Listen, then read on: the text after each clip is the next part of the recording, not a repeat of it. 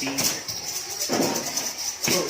guest. Be our guest with our service to the guest. Tie your napkin round your neck, Sherry, and we provide the rest.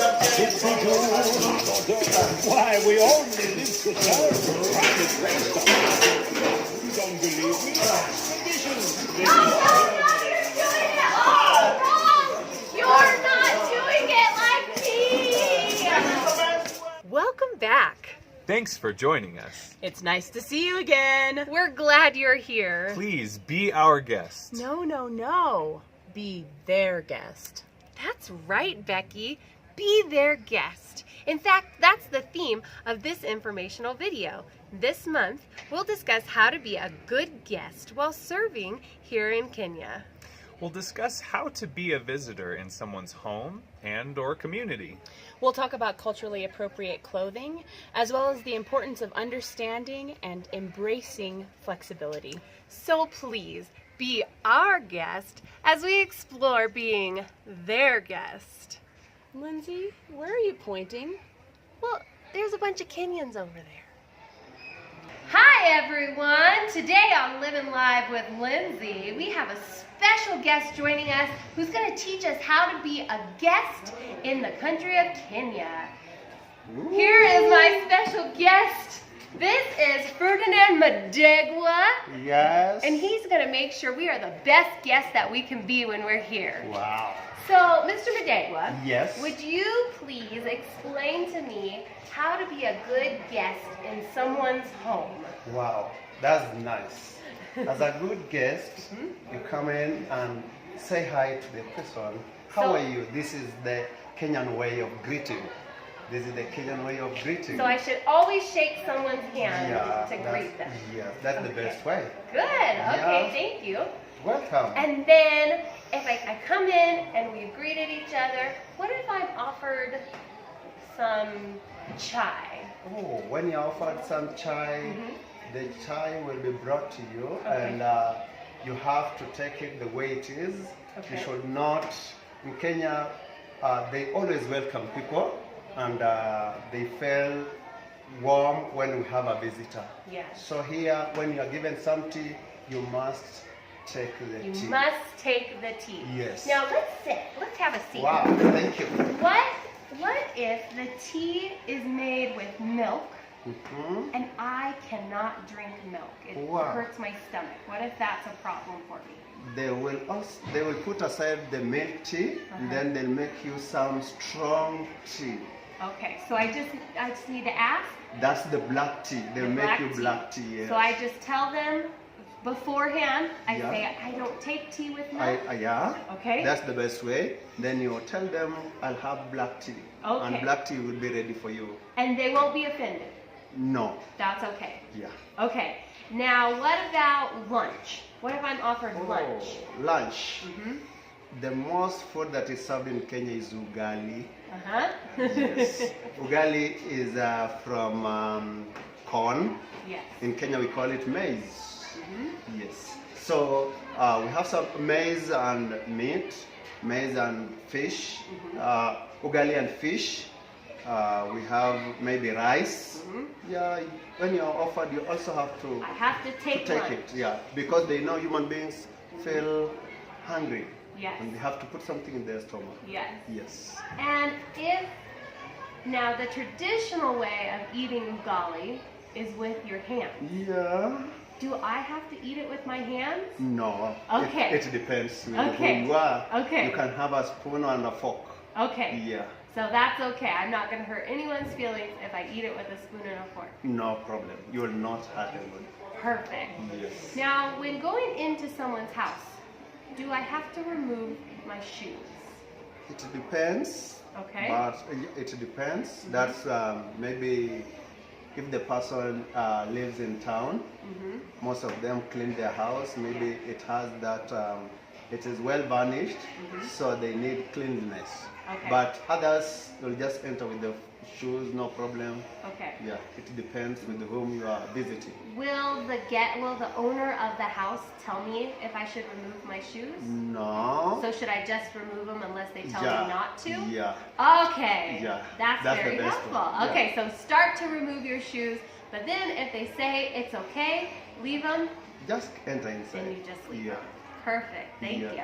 Well, any other tips about being a good guest in someone's house? A good guest. When you come to somebody's house, you must knock the door. Most Kenyans do not have the The bell. bell. So you knock on the door. Okay. Yes. All right, anything Then else? somebody will tell you, Karibu. Which means, You are welcome. Asante. Yes. Okay, any other tips for our guests coming here from America? So when our guests come, they should not be worried. Kenyans are just like other people. Yes. So we are equal. Yes. So they should not worry about Kenya. No. They are highly welcome. You're highly welcome. Yes. Well, thank you for helping me out with this portion of our show. You should all look forward to meeting Mr. Madegwa because he's the best, the MC. Wow. Thank you very Thank much. you.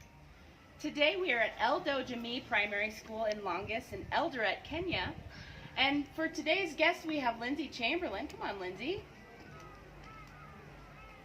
Hi, Becky. Lindsay was nominated for today's episode of What Not to Wear by Miriam. This outfit that Lindsay is wearing is highly inappropriate wear for while you're serving here in Kenya. For example, she's wearing leggings as pants. These are tight pants. But Becky, everybody's talking about my tight pants. I got my tight pants. I got my tight pants on. Anyway, her shirt is also highly inappropriate. It shows her midriff. That's a no-no. But I'm kind of a big deal. And her sleeves are rolled up, which shows her upper arms. It's also a no-no. Turn around, please. Nothing. Her butt is not covered in her tight pants. The shirt should be going all the way down here. She's going to choose to wear leggings as pants. Leggings are not pants. But Becky, I look good. The only thing appropriate about this outfit is her sandals. Yes. Hi, and welcome back to What Not to Wear. Let's see what Lindsay has on now. Wow, Lindsay, this is so much better. This dress goes down past her butt. Before she was wearing leggings and it showed her butt, and that's a no-no. This one goes past her butt. It doesn't quite go to her knees, so that's why she's still wearing leggings. This is very appropriate. In the mornings here, it's very cold, so that's why she has her sweater and her scarf on. But when the sun comes out, when the heat comes out, this is also appropriate because these capped sleeves cover her upper arms. Good job, Lindsay. You look really nice. Thank you, Becky.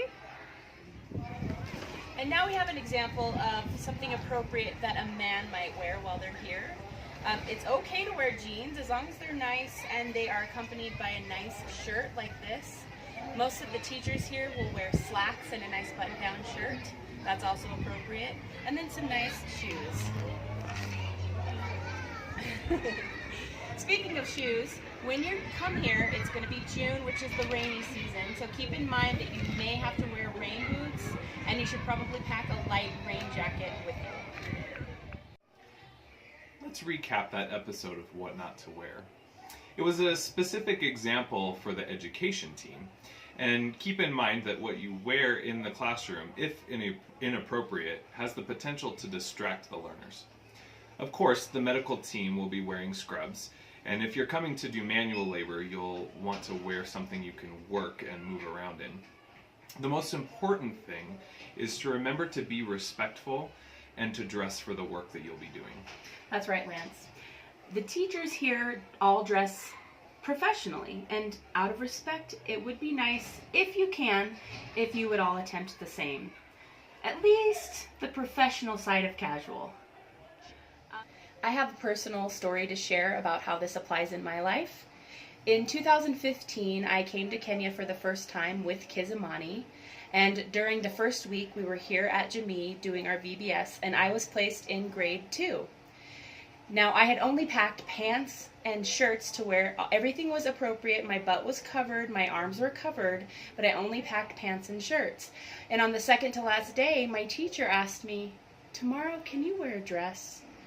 And I didn't have a dress to wear tomorrow, so I had to tell her, "I don't have a dress to wear tomorrow, I'm sorry."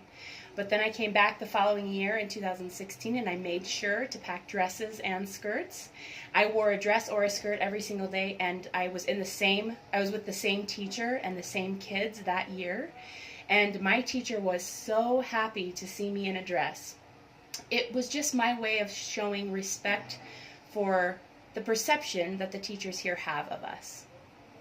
If you have questions about how to dress in any of the other communities in which you'll be serving, such as the Rescue Center, Kangundo, or at New Dawn, please feel free to ask Miriam. Thank you, Becky, for that great example of being flexible and being willing to adjust the assumptions you came in with. It's important to remember when entering a new cultural context that a lot of things will be done differently than what you're used to, and that a lot of things could happen differently than how you assume they should, and that's okay. So it's good to try to take the posture of a learner. Speaking of being a learner and being flexible, one way that you can show your willingness to be a learner and be flexible is to at least try speaking some Swahili while you're here. In the last video, we went over some common greetings. Some other common words for you to try are asante, which means thank you, karibu, which means welcome or you're welcome, tafadhali, which means please, or pole, which means sorry. However, if you say it twice, pole pole, it means slowly.